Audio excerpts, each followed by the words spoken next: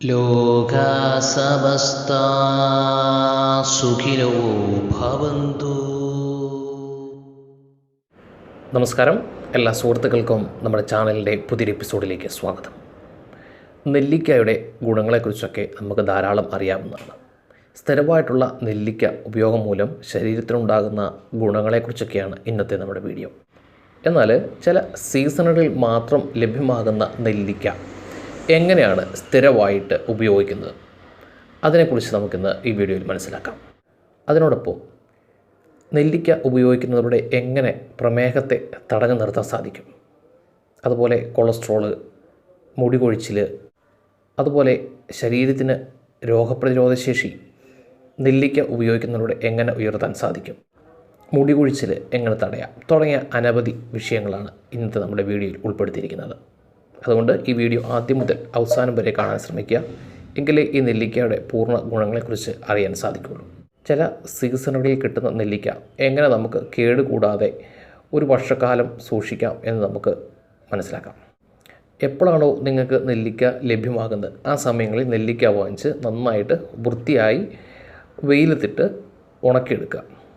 അതിനുശേഷം നന്നായി പൊടിച്ച് വായു കയറാത്ത ഒരു ഭരണിയിൽ സൂക്ഷിച്ചുക, അല്ലെങ്കിൽ ഏതെങ്കിലും പ്ലാസ്റ്റിക് കവറിൽ വായു കയറാത്ത രീതിയിൽ സൂക്ഷിച്ച് വെച്ചാൽ ദിവസവും അത് ഉപയോഗിക്കാവുന്നതാണ്.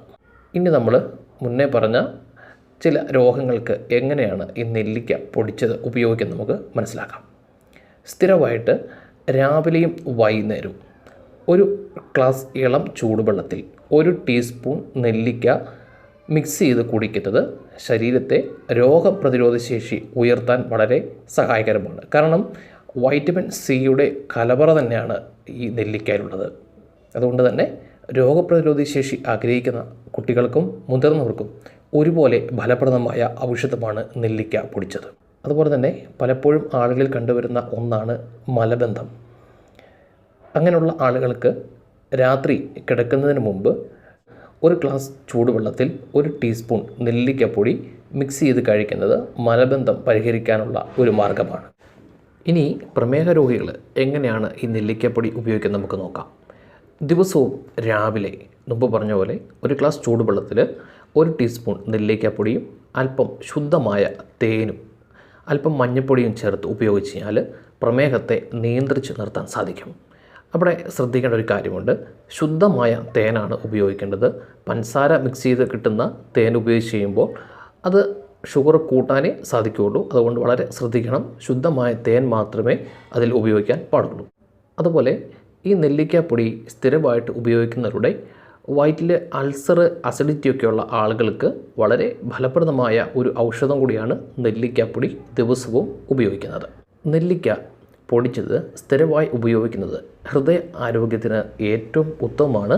അതുപോലെ രക്തക്കുഴലുകൾ അടങ്ങിയിരിക്കുന്ന കൊളസ്ട്രോളിനെ നീക്കം ചെയ്യാനും നെല്ലിക്കയുടെ ഉപയോഗം ഏറെ ഗുണകരമാണ്.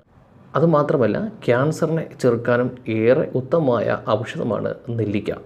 നെല്ലിക്കപ്പൊടിയും തേനും മിക്സ് ചെയ്ത് സ്ഥിരമായി ഉപയോഗിക്കുന്നത് രക്തശുദ്ധീകരണത്തിന് ഏറെ വിശേഷപ്പെട്ട ഒരു ഔഷധം തന്നെയാണ്. അതുപോലെ മുടികൊഴിച്ചിലുള്ള ആളുകൾക്ക് വെളിച്ചെണ്ണയിൽ നെല്ലിക്കപ്പൊടിയിട്ട് കാച്ചിയെടുക്കുന്ന എണ്ണ ഉപയോഗിക്കുന്നത് മുടി കൊഴിച്ചിൽ മാറ്റാനും മുടി സമൃദ്ധമായി വളരാനും ഏറെ സഹായകരമാണ്.